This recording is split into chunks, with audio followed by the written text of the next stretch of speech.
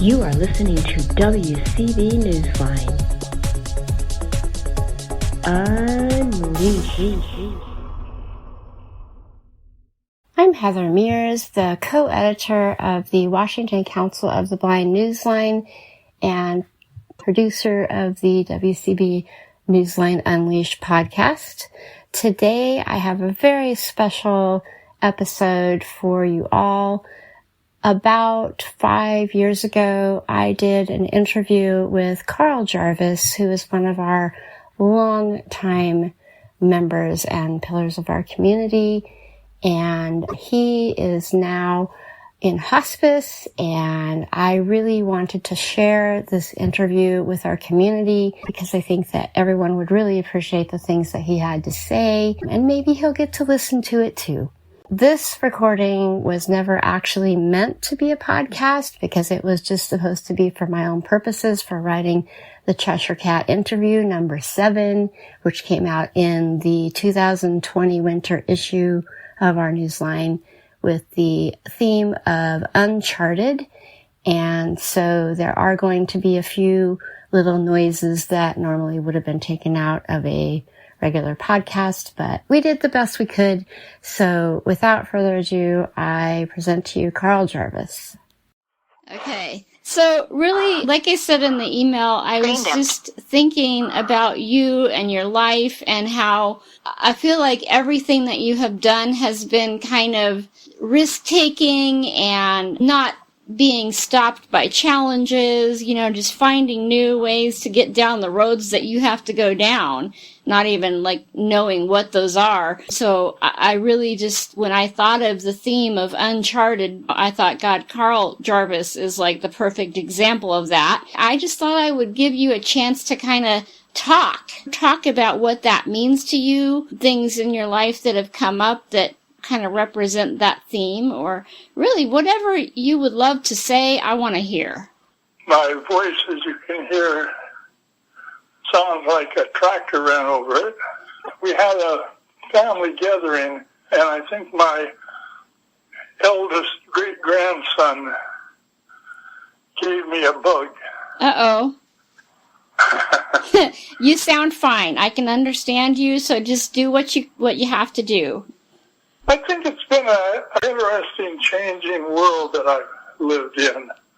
I think that things happen sometimes slowly or sometimes without our even being aware of it, that one day we wake up and we're living in a totally different world. And I look around me today and I think, I would never have believed 60 years ago, 70 years ago that the world would be anything near like what it is today. I don't know that that's good either. I think that's reality, absolutely. But some things have changed. When I was 4 years old, they diagnosed me with cataracts, and apparently they'd been there from birth.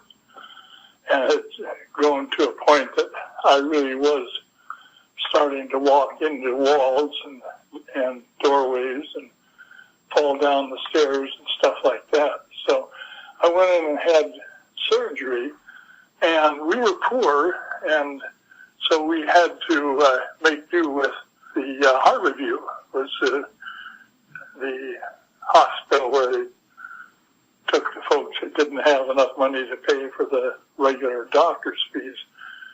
So I had cataract surgeries at Harborview Hospital in 1939.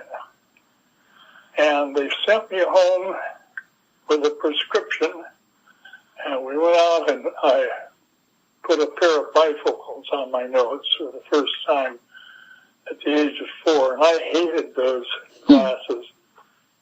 And it's funny because you think, gee, I hated those glasses, but what I would give to have the vision I had with those bifocals today, Mm-hmm.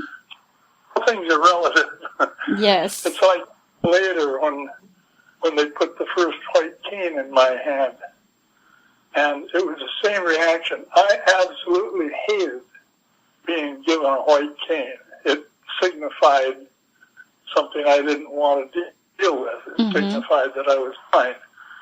And blindness meant, in my mind, without even thinking about it, blindness meant helpless. And basically charity. And so, of course, I didn't want to be that. But that came when I was 30. Mm-hmm. But between 4 and 30, I had usable vision, not all that good at times. It wasn't good for a lot of things. Like, I remember wondering how people could hit that tennis ball. I chased the thing, yes. and it always was going past me by the time I could see it. And I had no concept that people could actually track the ball from the other person's racket. I have that exact same memory. Yeah. Mm-hmm. So, anyway, it was sort of a never land that I lived in. An unreal world. That's not the term I'm looking for either, but I was in the world, but I was pretty much in a different world, a different place. I tried to do all the things the other kids did, and it didn't always work out for the fact that I couldn't see well enough to do that, but I was competitive. And I began to find things that I could do with the talents I had, with the physical talents that I had. And I think that helped me later when I became totally blind. Just learning to be selective about the activities that I got involved in. And it had its drawbacks. I never drove. I took driver's training, but I never had a driver's license. And I didn't own a car until later in life. And one of the things that it was very difficult in the 50s to ask a girl out and tell her that you would pick her up on the bus. Mm-hmm. And so I didn't date very much. I group dated. A bunch of us would go out together in somebody else's car, and that was basically how I got around that. But it was not being able to drive was a real stumbling block. I don't know where I'm going. You just go wherever you want. That's why we're here. I think that in the back of my mind there was always this belief that at some point I was going to lose my eyesight. I didn't think about it much, but when I thought about it, I can remember telling people, well, probably by the time I'm 50, which in my mind is, as a teenager, was old. Right.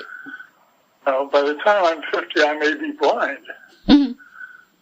Well, I had a detached retina when I was 17, and the surgery was not successful. I had sight in my right eye only. And in the doctor's office, it tested pretty good. But out in the world, mm-hmm. where you're going from light to dark and back again, it was not too dependable. So I couldn't, as I said, I couldn't drive. I couldn't do a lot of the things that a lot of the other kids were doing. Well, when I was 17, I remember looking out of the folks' car window and looking at the telephone poles going by, and they were bowing to me. And that was how we discovered that I had a detached retina.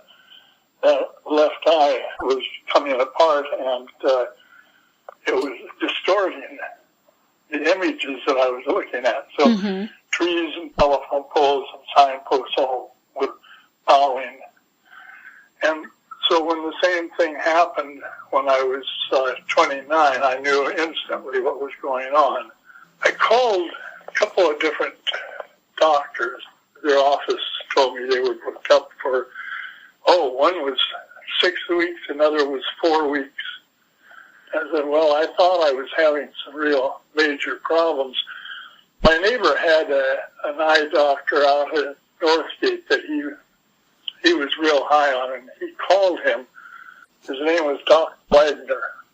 Dr. Wagner said, tell him to come in at once. Mm-hmm. And called, and I was at work. I worked in a drapery factory, and I was at work, and I called him, and I said, well, I was downtown Seattle, and he was in Northgate, and I had to take a bus out, and I probably wouldn't get there before he closed. And he said something amazing. He said, I'll be here until you get here. I'll wait for you. Wow. And I'd never had a doctor tell me that before. In fact, I'd just been on the phone with doctors who were telling me they could see me as early as 4 weeks. Mm-hmm. And so that was quite impressive. He wanted to do eye surgery at once. When he examined my eye, he said, this is serious. The sooner we repair that retina, the better off you're going to be.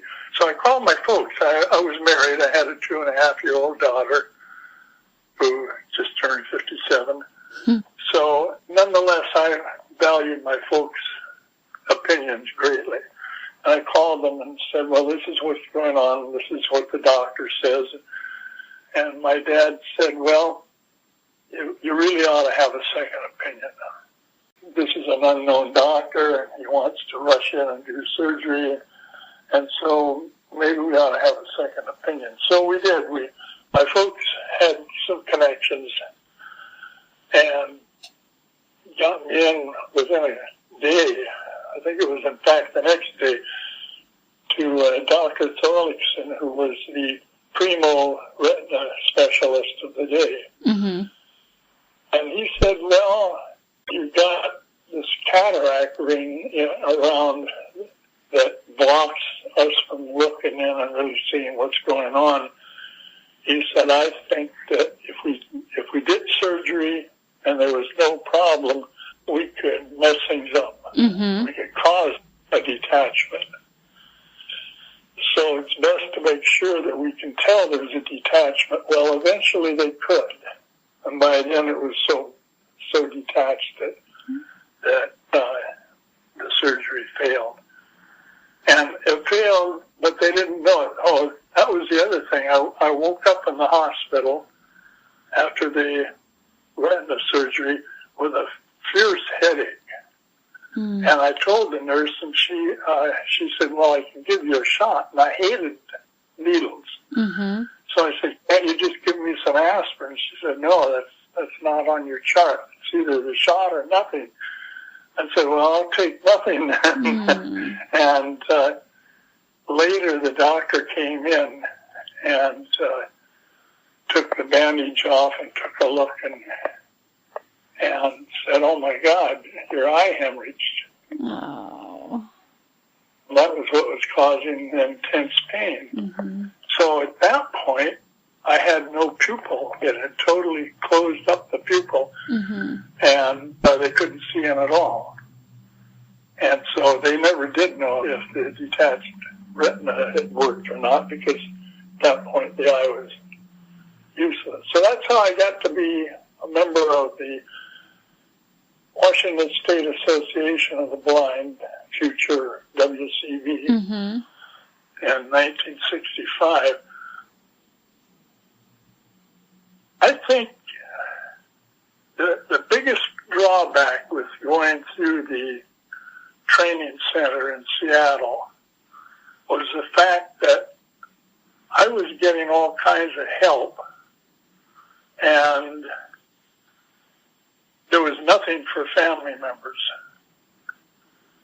And I think things pretty much exist that way today. I don't think we're doing much better in that sense. So as a blind person, I'm learning Braille and cane travel and all the other daily living skills, mm-hmm.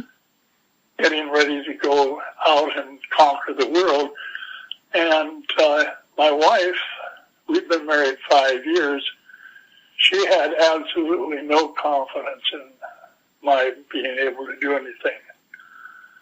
And that was pretty much reinforced by her family. In spite of doing some heavy counseling, eventually we broke up because she really had she'd lost her way more than I'd lost mine, actually. Mm-hmm. And I'm thinking about that even today. I think it's a trick or treat for the newly blinded person to know that all this help is there, but it's not available to the family. Mm-hmm. I think that's a role that we as an organization probably come closer to helping, in the sense that we embrace the whole family. And of course we don't have the budget to provide a lot, but we do provide a lot of counseling and informal counseling and guidance that way to everybody in the family.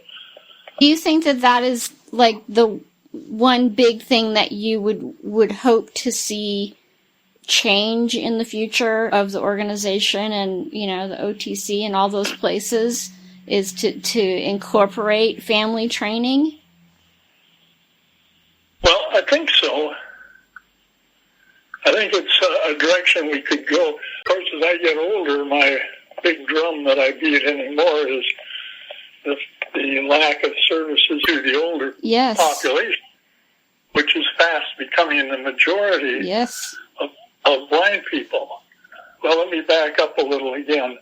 I remember walking down the street with my wife, and I would have her arm, as I've been taught her, this is guide technique and blah, blah, blah. And so we would be walking down the street, and my having the white cane was awkward enough for me, but it was very embarrassing for her, too. And we were walking down the street, and I walked into a bush that hung out over the parking strip. Mm-hmm. And my wife just kept straight on walking. She didn't look left. She didn't look right. She was so embarrassed that I walked into that bush that she couldn't even acknowledge that I was there. The programs for the blind did nothing. In fact, when I was working in the orientation and training center, I came to the conclusion at one time that our family and friends conferences were causing more divorces than they were helping people. We'd take a group of students and their spouses out to an environmental learning camp. There are a number of those around the state. One's over here by Squim. Uh-huh. And they have facilities, dorms and kitchens and so on. And you pay a very minimal fee, and you can bring a group in, and we would do a 3-day training session for family members. It was my dream that would expand, and eventually we would have a regular program for family members. But as a stopgap, we were doing these 4 times a year family and friends conferences. And we did it away from the center so that the students had to find their way around the area, as well as their family members learning some of the adaptive skills too. Anyway, it worked pretty well at times, and at times it caused a lot of friction. Things came to the surface that we hadn't anticipated, but there was eventually no budget for that kind of a program. Mm-hmm. That's really sad too, because I think that you're really hitting on a crucial aspect of blindness that it's probably not talked about very often, but the people that maybe you're with before you're blind, and then when you become blind, you can deal with it, but they can't deal with it. I think that's probably happens more often than people realize. Yep.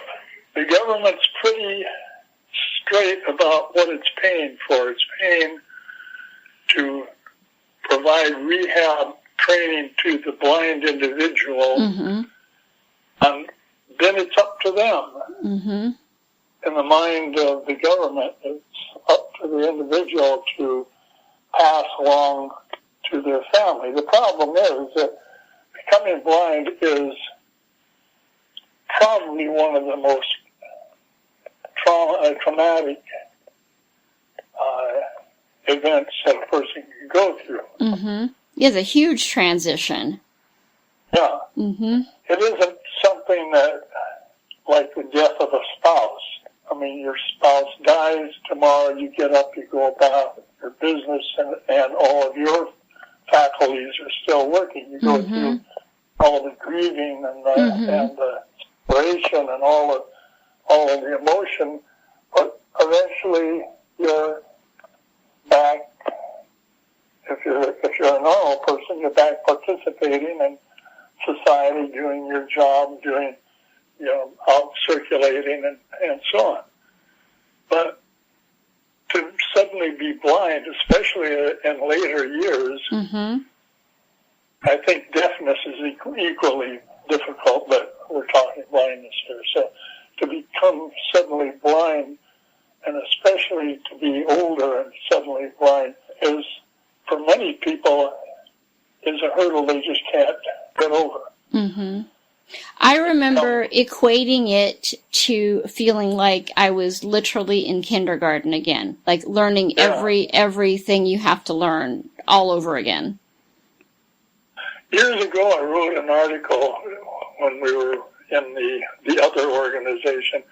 I wrote an article called "Now We Are Six," and one of that I noticed was that blind people so often were treated about the same as we treat our 6-year-olds. And I said the problem is, a 6-year-old becomes 7, becomes 10, becomes 15, becomes an adult. But the blind person is eternally 6 years old. I mean, in the eyes of society, we're still being dealt with like we're helpless, like we need extra service, somebody to look out for us, somebody to do for us. So it becomes very difficult. I can remember when I worked in the drapery factory, I would get off work at night and I would hop on the bus, and people would elbow past me to get onto the last seats on that bus. When I was blind, I would stand at the street corner and the bus door would open. I would step up, somebody would jump up and give me a seat.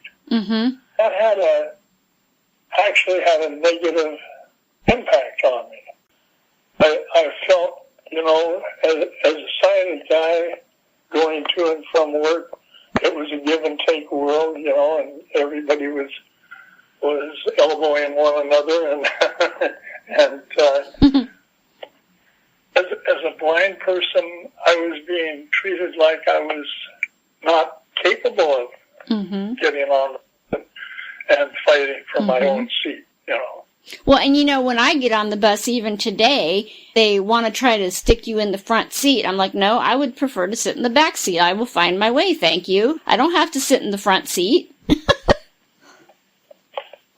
Kathy and I were dating, and we both worked at Service for the Blind at the time. And we went up to the hill one day. We were going to go up to Martin Luther King Way and hop the bus, go out to my apartment and have dinner. And so we did. The bus stopped. It was full. We got on, and we both stood there, and the driver turned to the woman sitting directly behind him on the side seat and said, "Get up and give the blind man your seat." And Kathy said, this poor little lady, she was a little Asian lady, about 90 years old. She had a pile of packages on her lap. She'd been in town shopping. And she starts struggling to her feet. And I said, no, it's all right. Just sit there. I can stand. So she sat down, and the driver said, stand up. We're not going until you give this man your seat. And she stood up and scurried away, and I turned to Kathy and said, why don't you sit down?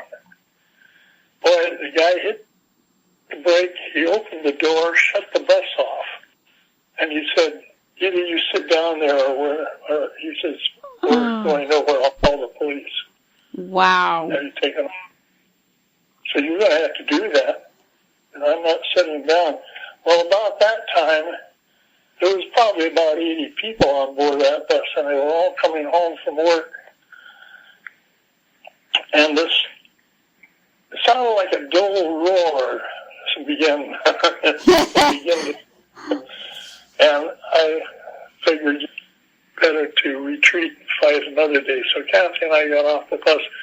I was quite angry. I got the bus number, and Ed Foskey was state president in those days of the WCB. I called Ed and I said, I've tried to get the attention of the guy that was head of Metro, was named Peterson. And I said, I tried to get a hold of Peterson, and he's not returning my calls. So Ed wrote him a letter from the president's desk. Eventually, they wrote a reprisal. Would that be? Anyway, they wrote a letter and put it in the guy's file. I wanted him fired. Mm-hmm, mm-hmm. I was angry, and but they wrote a letter to his file, and the thing that came out of that, though, that was positive, they called on Sue Hamilton, mm-hmm. to provide training on how to properly use the disabled seats on the bus. They made a point of circulating a letter reminding drivers that it was not mandatory that disabled people sit on those seats, that they were there for the people who needed them, mm-hmm. not to force everybody to use them. And then, as I say, she provided training.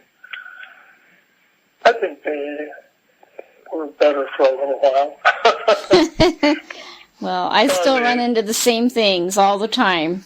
Well, the turnover is there so that, unless you do that type of thing over and over, it's like people who say to me, well, why haven't I ever heard of you? My doctor never mentioned your organization. And we say, well, we make it a regular circuit of going to the doctor's offices and giving them literature. They have a heavy schedule, and they were never trained. Mm-hmm.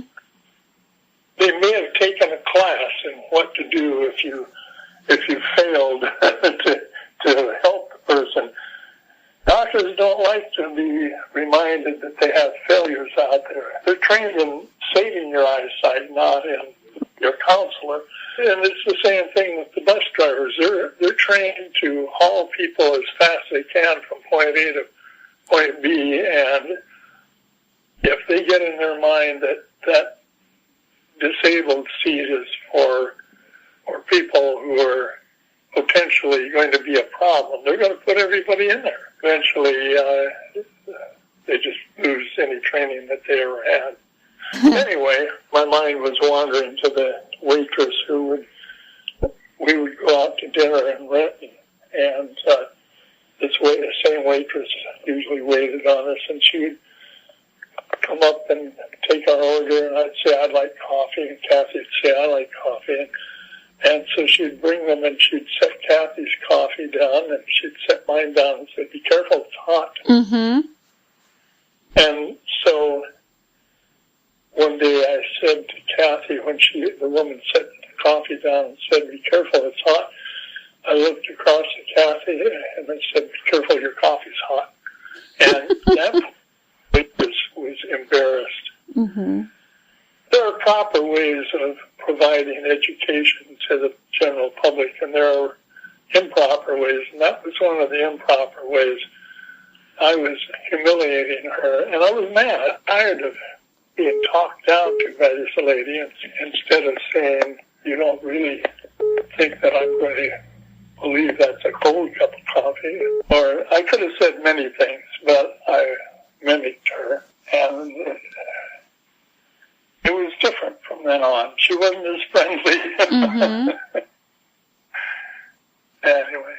Well, we're not perfect either, It's also a learning process, I think, for us in learning the proper ways to adapt and help other people adapt to the situations and handle things appropriately. And I was on my way back from a meeting downtown Seattle, and I had a meeting at the agency, and I had timed it a little tight, but I got a bus set, and I jumped off on the corner of Rainier and Alaska. I could have probably snuck in a minute or two late. It was a management meeting, and the director frowned on people being late. And so I was poised to jump off the bus and suddenly realized that the driver had crossed Alaska Street and was zipping on down. He got 2 stops on south of Alaska Street before I managed to get him to stop. Oh, wow.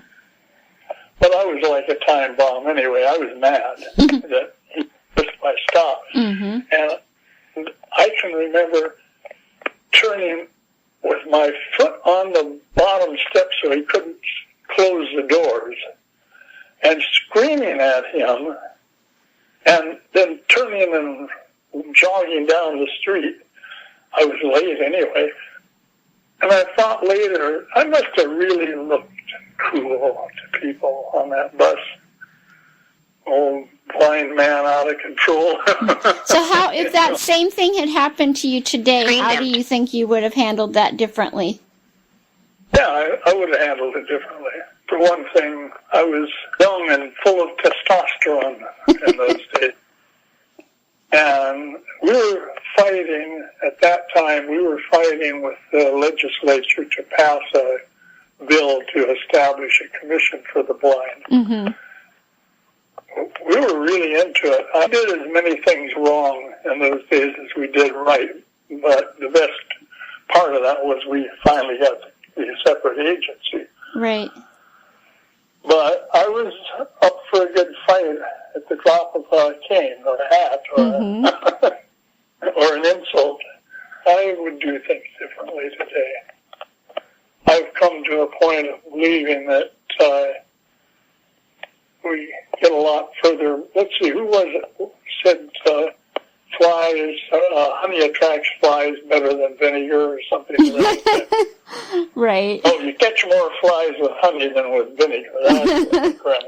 Right. And it's true. You know, we don't communicate enough, and we don't listen to each other enough.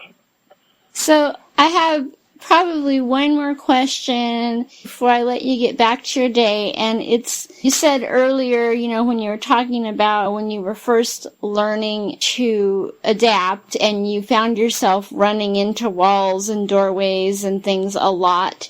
And that immediately made me think of when we in life run into doors and walls that are shut or in our way or that we weren't expecting. What would be the advice that you would give to people to push through those doors and walls and find new paths to keep going? Well, I don't know if this is the answer or not, but I was lucky at one level. Although I grew up believing that I was clumsy stupid, and that was partly because people would say that. Don't be so clumsy, you stupid kid, when I would run into walls and so on. On the other hand, my parents were people who believed that everyone pulled their own weight. Mm-hmm. My dad would say there's no such thing as girl jobs and boy jobs. It's just the work to be jobs. Done. Yep.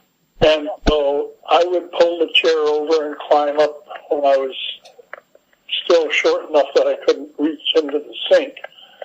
I'd stand on the chair and do dishes. I'd sweep the floor, and I'd take the garbage out. And later, when we had a house with a lawn, my older sister was up and gone, but my younger sister and I would take turns mowing the lawn, raking the grass. Nothing was ever said about my inability to see as well as the other kids. It was just, there's a job, it's got to be done. Oh, my mother took me into the laundry room and taught me how, when I was 13, how to do my own laundry. Said, from now on, you want clean clothes? Same with breakfast. Yeah. We all made our own breakfast and made our own lunches. She took care of dinner. She was working, and my dad was working, and we all pulled our own weight. So many of the young blind students that came to me when I was running the OTC had come from homes where everything had been done for them. And usually the message was, here, let me do that because you're blind. You can't. And even when it wasn't said, it was said. I mean, some things you just pick up. And maybe it's because we're sensitive to that kind of reaction from some people. But I think it's real, too. I think that... Yeah, absolutely. The prevailing attitude, even to this day, is that blind people are less capable and need to be looked out for. The fact that I was told I had to do all these things as a visually impaired kid, that didn't factor into it. I tell parents, you've got to expect from your children a high level of achievement, or you're going to get something less. I mean, the kids are going to rise to your expectations as a rule.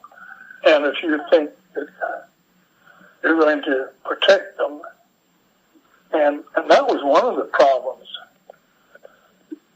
We would get people in the center, 30, 35 years old, whose parents had just gotten so old and worn out they couldn't take care of them anymore. And basically, their idea was they'd get their kid in and get them trained up to take care of themselves, or they were thinking, at least they're out of the way for a while we can find some place to put them. I used to have a running argument with a blind woman who was a pretty sharp gal, and she would come and say, how do you rehabilitate someone who's never been rehabilitated?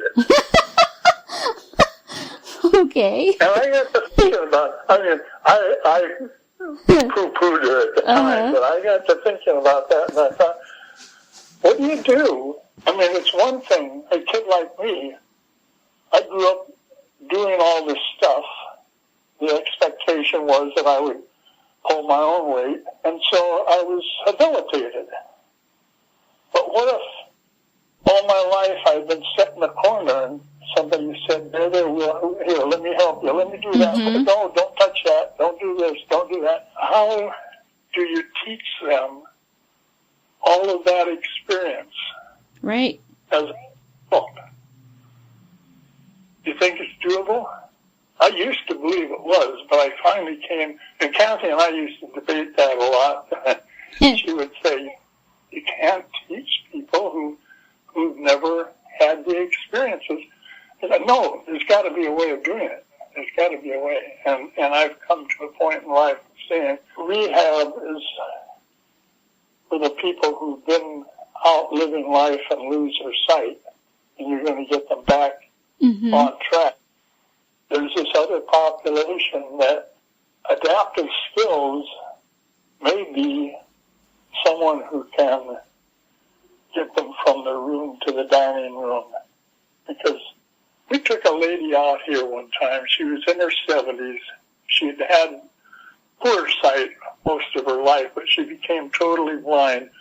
She'd been living in her son's house for 4 years. Once she was totally blind, she couldn't find her way around that house, and she had been able to move about freely. They had 5 big, huge dogs that were flopped everywhere in the house. So we finally told the woman, look, we're going to bring you home. Pack your bag. We brought her out here for a week. And put her in the guest room, and she would go into our hall bathroom. When you go in, there's a sink, a toilet, and at the end is a tub and shower. She would go in and close the door, use the bathroom, and we would hear this thumping and banging around, and finally she would say, could you help me? And go to the door and say, what's the matter? I can't find it. Oh, wow. She just got lost in a straight line, basically. Yeah, she couldn't feel her way down a wall to find a door and a doorknob. Do you think that level is a lacking of even wanting to learn? I think it is two things. I think one is that image that we all seem to have about, for me it was the blind man on the street corner sitting there with his eyes rolled up and his mouth hanging open playing the accordion for a few pennies. Mm-hmm. And for all of us, there's this image of what being blind means. And our society gives off these impressions without ever thinking about it. I had developed an image of what a blind person was like. I remember asking Harry Trarbault, the first rehab teacher that came out to my house, totally blind guy, found my house. I was amazed. And I said, two things. One, I know that being blind, if people see me from behind, they won't be able to tell it. But if they see me from the front, how do I keep from looking blind? And Harry says, what do you think blind people look like?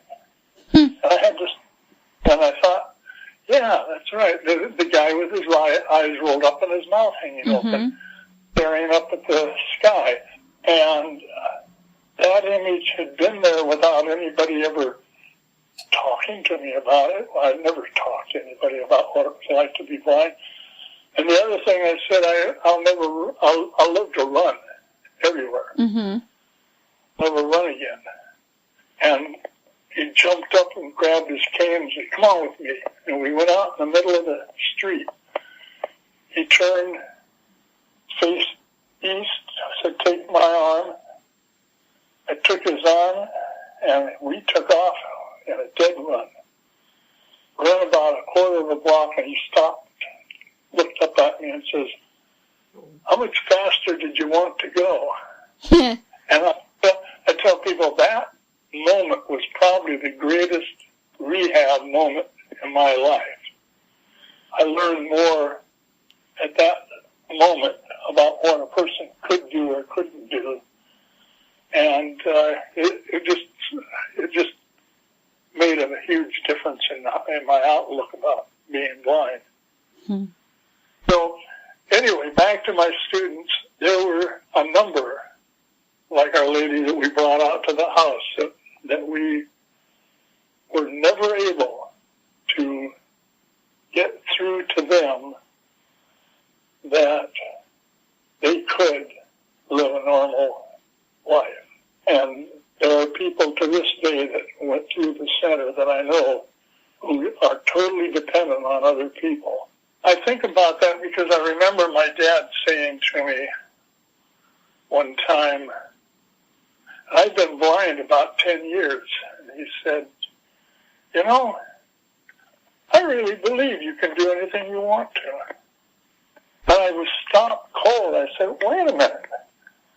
All these years you have agreed that I could do this and I could do that, and I went to work doing this and that.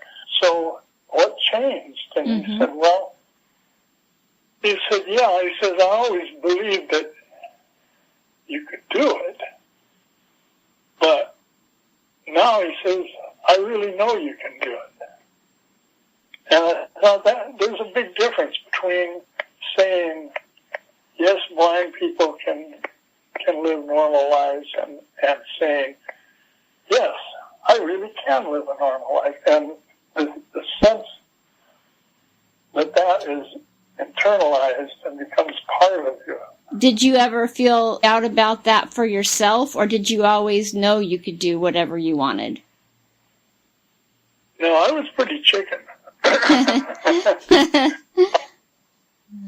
You know, I had been working basically 6 days a week, long hours, hauling freight, handling big, heavy rolls of drapery goods and so on. And I was in pretty good physical shape.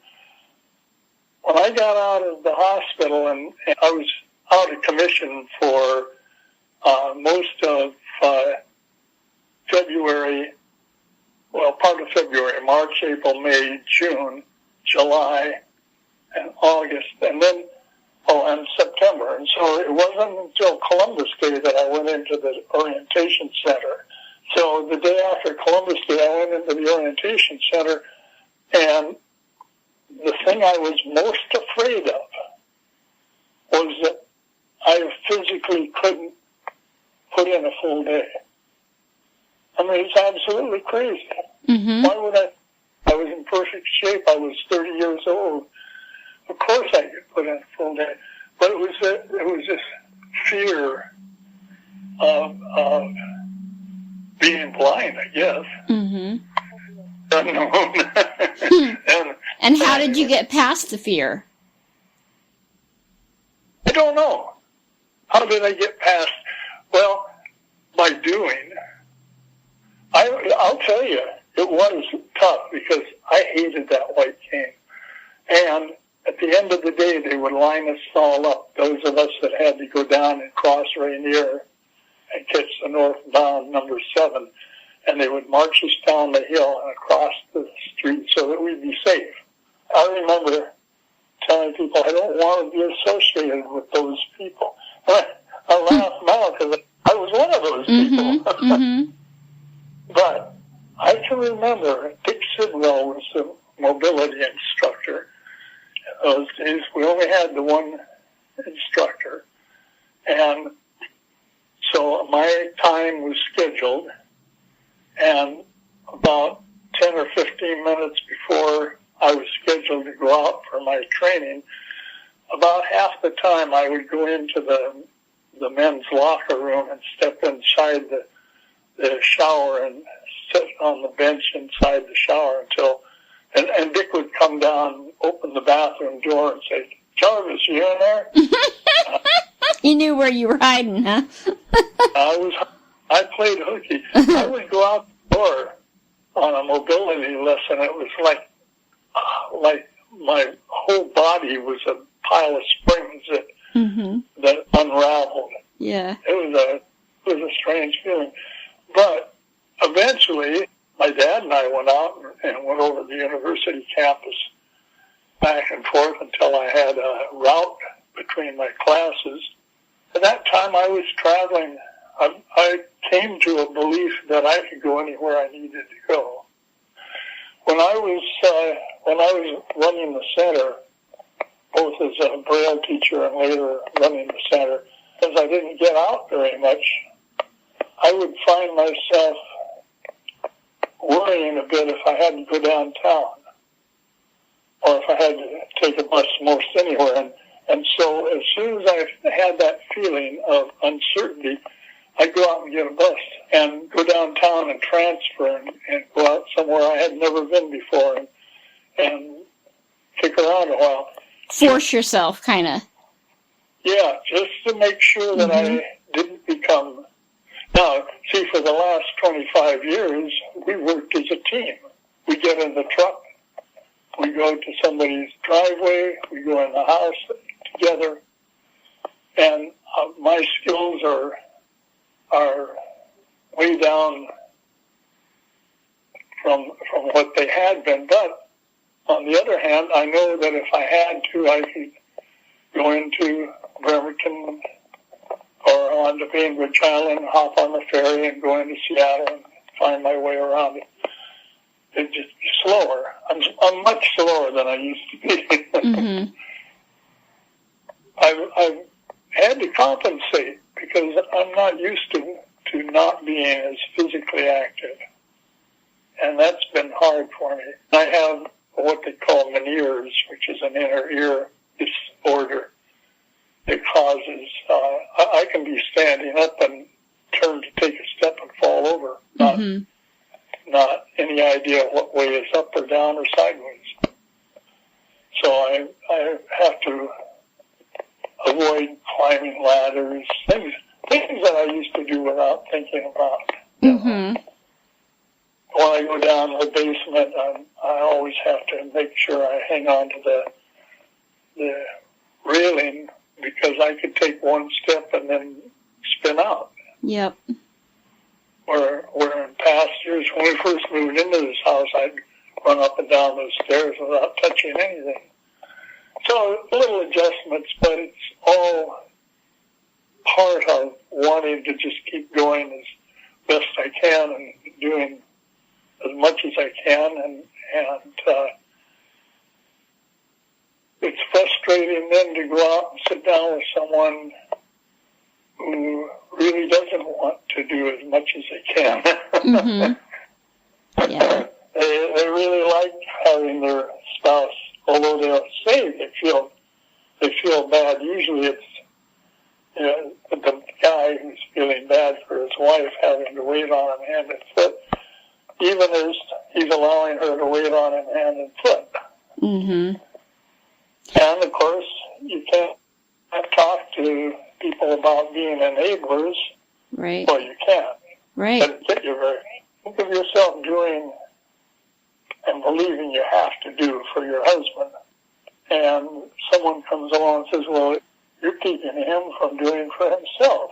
Mm-hmm. Well, that's got to be a real blow to your self-image. I mean, you're being this wonderful doing for this poor old guy. Yeah. Anyway. So, just to wrap it up, if you were to leave one quote or Carl Jarvis wisdom to the world, ending sentence quote, what would that be?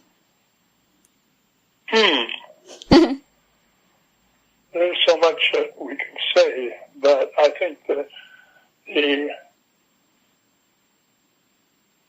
learn to believe in yourself.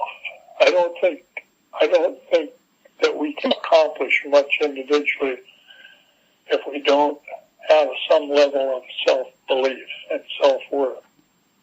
So learn to believe in yourself. Believe that you're worth as much as anyone else. I used to tell students when I'd have them come in the office when something was going wrong in their life, and I'd say, I believe that I'm every bit as good as you are. And that usually got people's attention because they're used to thinking of it the other way around. Mm-hmm. Looking up to you, and you try to convey to them that you're really believing that you're looking straight across at each other as equals. I think we have to learn to be equals with all of our sighted and blind and deaf and whatever friends in the world. Yes. I believe that we need to have one big family, but there's too many people who don't buy into that. We can try, though, right? I think we need to work toward obtaining a higher level of service and training for blind people. One of the things that happens is older blind people are treated like older people, sighted people. Mm-hmm. They're put on a shelf. They're supposed to be out of the way. Once you're not a productive worker anymore, your job then is to stay out of the way and stay quiet and don't get in the road. Mm-hmm. And for blind people, that's a death sentence, really. Mm-hmm. And yet, we go out and provide rehab training that is very, very minimal. Right. How do you get a person who has been active all their life, now they are blind, and all you can do is give them 3 or 4 hours of service, and they're be up and functional again? It just isn't going to happen. And so we're looking at a government that's not taking care of its people. And I believe we ought to be expecting more out of ourselves. Yes. Well, first of all, we are, if all were working right, we are all together collectively the government. Mm-hmm. I mean, we are people. We select certain people to represent us, but that's what they're doing, supposedly, is representing us. and they're letting us down. Anyway, Yeah. I could wander around in that bog for hours. Well, The problem was we got a president who promised he was going to drain the swamp, but when he did, he found all these crocodiles. Yep. Exactly. After all, it was all the crocodiles that were living out there. Yep. All right, Carl. Well, I can't even tell you thank you enough, because I've been dying to do this for quite some time. So I just really appreciate you taking a chunk of your busy day out and talking with me. And hopefully I can come up with an article that is worthy. Because you gave me a lot of good information. You can sift all this down into about 5 minutes worth of talk, and it'll look brilliant, but I don't believe it.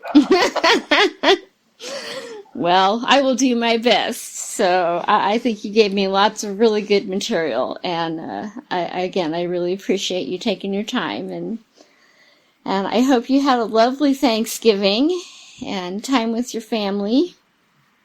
And a beautiful Christmas. Yes, exactly. Our big day was Thanksgiving weekend. I mean, we had 16 each day for dinner. Oh, my goodness. But a total of 21, actually, with the unborn baby, 22. Yeah. Our eldest grandson is expecting his second. His wife is expecting their second. And they decided to name it. His last name is Black. Uh-huh. He's going to the baby Jarvis. Jarvis Black. Huh. That's great. That's pretty cool. They already know they have an employee. That's exciting. Yeah. So that'll be there'll be 3 great-grandkids. Mm-hmm. I don't know. I'm not old enough for grandkids even. Right? How old are you, Carl? I am 84. 84. Yeah.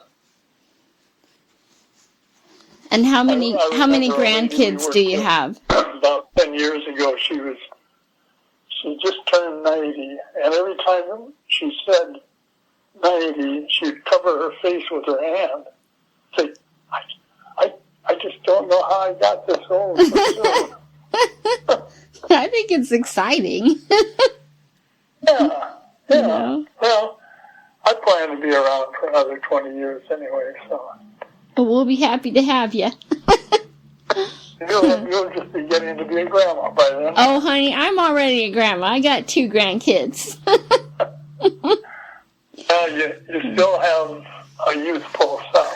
Aw, well, thank you. Okay, well, I hope you have a good evening. Thank you so much. You're more than welcome. Bye-bye.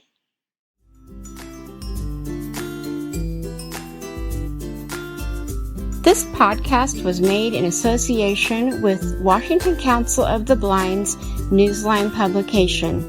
You can contact us at the wcbnewsline@gmail.com. And we'd like to extend a thank you to Kevin MacLeod at Incompetech.com for his use of the song Life of Riley. Thank you so much for listening, and tune in for our next episode or check out previous episodes.